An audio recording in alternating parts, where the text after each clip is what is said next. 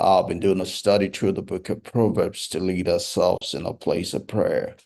And we pretty much ran uh kind of overlap. We ran to verse 10 yesterday. We'll pick it up back from 7 this today. And what the whole of chapter 5 is talking about: the peril, the danger, the pitfall of immorality, the or being subjected to immorality. But in one side, in one way of saying it, that can truly be extrapolated and looked at in terms of being hypnotized. Immorality hypnotizes people. So one of the reasons why I would say people should not commit fornication or have sex before marriage is because when you start having sex before marriage, it hypnotizes you.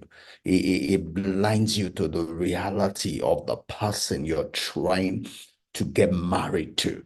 When you have sex before marriage, right, it tends to blur out, the weaknesses of the person you are courting. Rather, the part of courting is to confirm that which you that seeming first hypnotises that you had, right? When we use the word heaven came down and glory filled my soul, yeah, you got unraveled.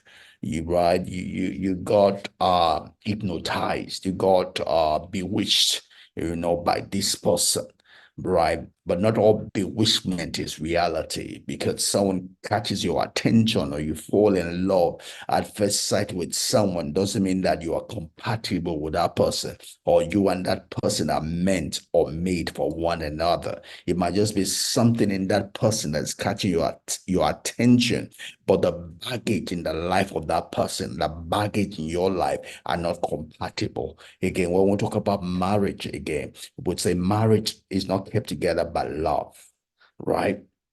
Yes, or maybe we use the word not love only, right? People don't live together just because they love one another. They live together because they make the decision to be committed to one another, right? They make a decision to learn what it takes to live with one another.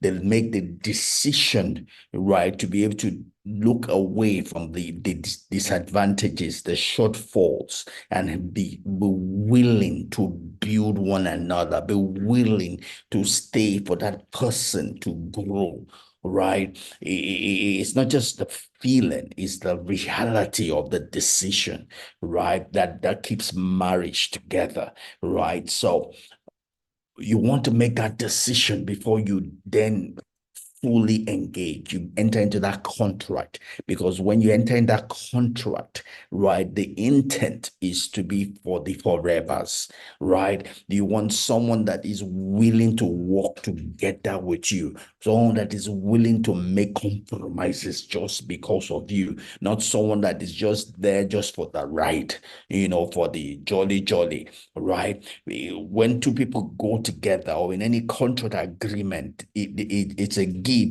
It's a live and let live. It's a give and take, right? It's not just giving, giving. It's not just taking, taking, right? Two people cannot work together if one person is only just giving, giving, or one person is just taking, taking. No, what it takes to have a relationship, an healthy relationship, a life-giving relationship, a happy together, is a give and take, give and take, give and take, right? It takes sacrifice to be engaged with someone, to have a relationship with someone, so sometimes, and you need to see that in the person you're trying to spend your forevers to, before you fully commit in the place of a marriage, but when you start having sex, when you start being unraveled, by the sexuality of the other person, sometimes that beclouds your judgment.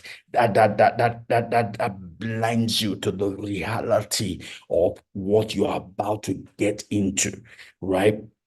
And so when we talk about, as our chapter talks about just immorality, it's also talking about the whole context of bewitchment, what it can cost you, what you can lose if you allow yourself to be bewitched.